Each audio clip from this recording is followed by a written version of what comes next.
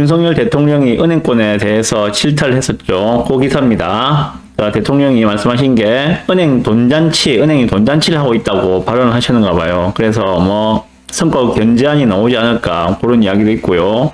같이 이어보실 게 과점 체제 속에서 이자 장사는 그만해라. 은행 간 경쟁을 촉진한다 하는 기사가 있어서 같이 가졌습니다. 두 개 같이 보시면 됩니다. 먼저 팩트 체크하고 제가 드리는 코멘트 말씀드리겠습니다. 자, 대통령께서 하신 말씀입니다. 윤석열 대통령이 13일 은행들을 향해 돈잔치를 하고 있다고 비판하며 금융위원회에 상생금융 대책을 마련하라고 경고한 이유는 무엇일까? 금융당국을 향해 여태까지 발표했던 정책을 속도감 있게 추진하라는 압박과 플러스 알파를 주문하는 것이라는 게 은행권의 해석이다 라고 하고 있습니다. 지금 난리가 났었거든요. 작년에 2022년이죠, 그죠? 금리가 확 올라갔잖아요. 그 속에서 예대 마진차가 제법 컸었거든요. 그러다 보니까 은행에서 예대 마진차가 크다 보니까는 자기들 순이익이 정말 많이 남은 거예요. 그걸 가지고 돈잔치를 벌였죠. 어떤 임원들은 뭐 15억을 들고 왔다는 동성곡으로 그런 이야기도 있던데 보니까 보시죠. 대통령의 발언은 이랬다. 은행의 고금리로 인해 국민 고통이 크다. 이게 이자가 올라가면서 금리가 올라가면서 이자 부담이 커지고 국민들은 고통이 커지는데 오히려 은행에서는 이자 장사를 해서 자기들 배를 불리고 있다. 그런 비판이 많았잖아요.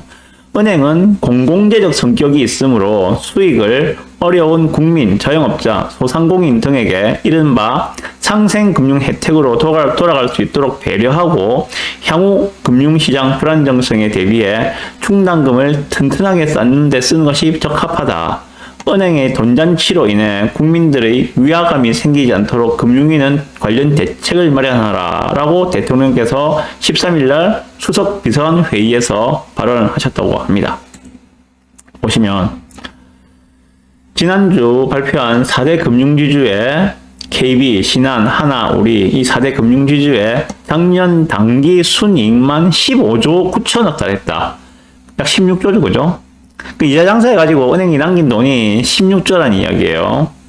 올해 들어 경기가 나빠지면 연체율 상승 조짐이 보이고 있는데 은행들이 충당금을 더 쌓을 생각은 안 하고 희망 퇴직한 직원들에게 평균 6, 7억씩 퇴직금을 줬다는 소식이 동시에 들리며 국민들 사이에 비판이 일었다.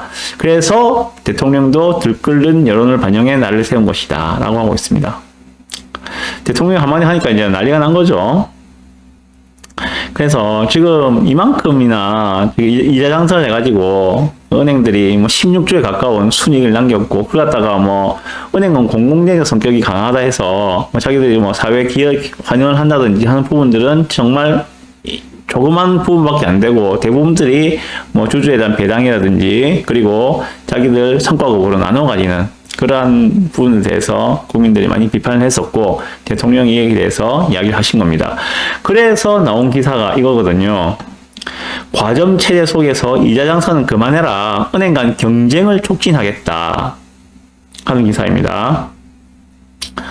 금융감독원이 서민 경제의 이자 부담 고통을 완화하기 위해 시중은행의 과점 체제를 근본적으로 흔들어 가격 경쟁을 촉진하는 방안 검토에 착수했다라고 합니다. 요즘 보면은 대출이자가 가장 싼 데가 어딥니까? 뭐 카카오뱅크나 이런 데죠, 그죠? 그런 데가 인터넷은행이라 이야기하는 그런 쪽이 대출이자가 가장 쌉니다. 그럴 수밖에 없는 게 그 각 지점 운영을 하지 않고 있잖아요, 그죠? 각 지점이 없으니까는 당연히 유지 비용도 적게 들 것이고 그러면은 적은 예대 마진으로도 충분히 수익을 낼 수 있기 때문에 인터넷 은행들이 많아지는 것들은 우리 소비자 입장에서는 선택의 폭이 더 넓어지고 또 유리한 상황이라고 생각이 듭니다. 지금 정부에서 주목하고 있는 것들은 이런 부분들입니다. 최근 은행권의 이자 장사 비판과 관련해 예대 금리 차가 시장의 과점적 성격에서 기인할 수 있다는 주장이 있다. 그러니까는 일부 몇 개 은행에서 대부분의 파이를 가지고 있기 때문에 자기들 마음대로 예대 마진을 조절을 해서 많은 수익을 남기는 것이다. 그렇다면은 그 과점 체제를 좀 깨고 더 많은 은행들이 들어가서 경쟁을 할 수 있도록 서로 경쟁을 통해서 대출 예대 마진을 좀 적게 만들 수 있는 그런 체제를 운영을 하겠다. 그런 이야기를 보입니다. 은행권의 경쟁을 유도하는 방안으로는 은행업 인가 체계를 쪼개서 하는 방안과 현대 새고신 인터넷 전문 은행을 더 늘리는 방안 등이 제기되고 있다라고 하고 있거든요. 그래서 앞으로는 이러한 인터넷 은행들이 좀 더 늘어나서 우리들이 우리 국민들이 그 은행에서 돈을 빌릴 때 좀 더 저리로 빌릴 수 있는 그러한 은행들이 늘어나지 않겠는가 하는 생각도 해봅니다. 이 기사에서는 저는 요거를 좀 보여드리고 싶어서 이 기사를 가지고 왔습니다. 보시면 시중은행의 예대금리 차가 어떻게 되는지를 좀 말씀드리고 싶어서 이 기사를 가지고 온 거예요. 자, 보시면 신한이나 국민하나, 우리농협 같은 경우에 예대금리 차, 즉 다시 말해서 예금금리와 대출금리의 차이가 어느 정도인지 그거를 좀 말씀드리고 싶어서 이걸 가지고 온 겁니다. 대략 지금 1% 초반에 예대금리 차가 나오고 있습니다.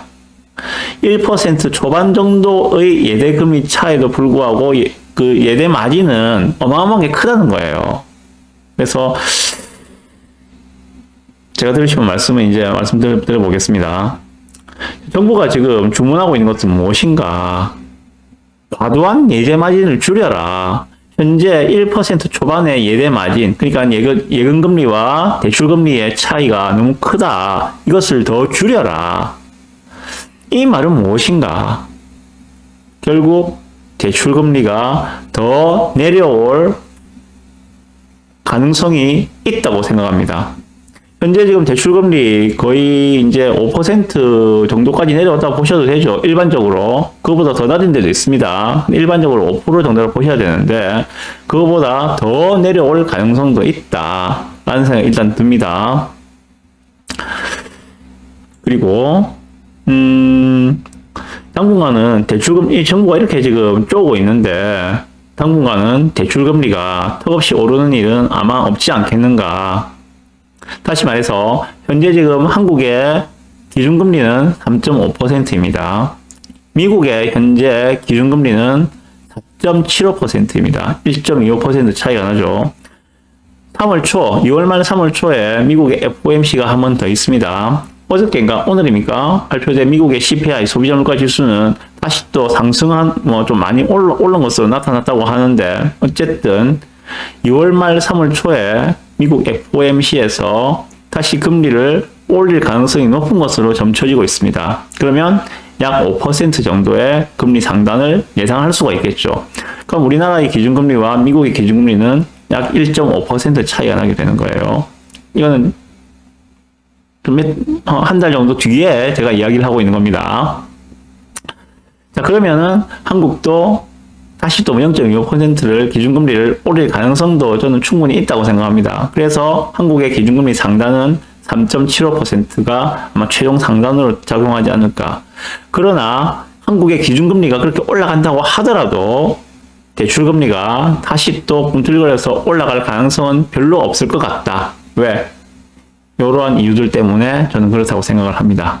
그래서 대출금리 때문에 연골족이 다 죽었다 하는 그런 이제 철진한 이야기들은 좀 안 하셨으면 좋겠고요. 그런 이야기 할 시절은 지났다는 생각이 들고, 그리고 지금 은행에서 대출 상담을 해보신 분들은 아실 겁니다. 지금 보시면은 고정금리가 일반적으로 우리가 고정금리가 더 높죠, 그죠? 고정금리 이자가 더 높습니다. 대출할 때. 변동금리보다 고정금리가 더 높아요. 그런데 요즘에 가서 은행에서 대출 상담을 해보시면은 고정금리가 더 낮아요. 지금은요. 고정금리가 더 낮아요. 오히려 변동금리가 더 높습니다. 그 말은 은행권 스스로가 향후에 더 금리가 떨어질 것이라는 것에 베팅하고 있는 것이 아닌가 하는 생각이 들거든요. 정상적인 과정이라면 고정금리가 더 높고 변동금리가 낮은 것이 일반적입니다. 그런데 현재는 그 역전 현상이 일어나 있거든요. 고정금리가 낮고 변동금리가 더 높아요. 그러면은 예를 들어서 올해 연말쯤에 갔을 때 변동금리는 점점 낮아져서 고정금리 밑으로 하회를 할 것이고, 그게 정상적인 모습으로 돌아가는 과정이다. 그렇게 좀 생각을 하시면 될 것 같습니다. 그래서 이 과정에서 또 한 가지 예상을 해본다면은 지금 아까 대출금리가 일반적인 대출금리가 5% 정도라고 제가 말씀을 드렸습니다. 은행권에 상담해 보시면 아실 거예요. 물론 뭐 신용이 더 좋다거나 아니면 뭐 다른 여러 조건을 맞추면은 더 낮아질 수도 있습니다만은 우리 일반인들이 은행에 대출할 때 5% 초반 정도라고 보시면 됩니다. 그런데 만약에 일반인이 받을 수 있는 대출금리가 뭐 4% 초반 정도, 초중반 정도까지 떨어지게 된다면, 다시 말해서 전세 자금 대출금리도 4% 초중반까지 떨어지게 된다면 어떤 현상이 발생할까요? 당연히 전세 대출이 더 싸니까 전세 대출을 받아서 전세를 들어가고자 하는 전세 수요가 늘어날 겁니다. 다시 말해서 월세로 몰려있던 수요가 다시 전세로 리턴을 할 것이다. 그 상황을 잘 지켜보셔야 됩니다. 그 상황을 잘 지켜보셔야 돼요. 만약에 그렇게 된다면 상승은 어떻게 될지 정확하게 지금 못하겠습니다만은 더 이상의 하락은 나올 수가 없는 상황이 되지 않겠는가. 왜? 전세가가 받쳐주기 때문에.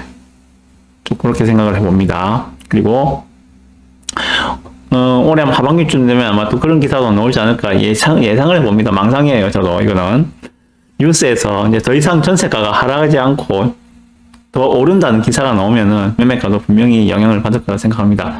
지금은 일시적으로 뭐 금매가 소진되고 있다, 그런 기사들이 나오고 있는데 전세가가 반등했다는 이야기는 아직까지 안 들리거든요. 전세가는 하염없이 떨어지고 있다는 기사들만 계속 나오고 있습니다. 사실이 그렇고요. 지금 전세가는 형편없이 떨어지고 있어요. 왜? 수요가 다 빠졌기 때문이에요. 수요들이 다 빠졌기 때문에.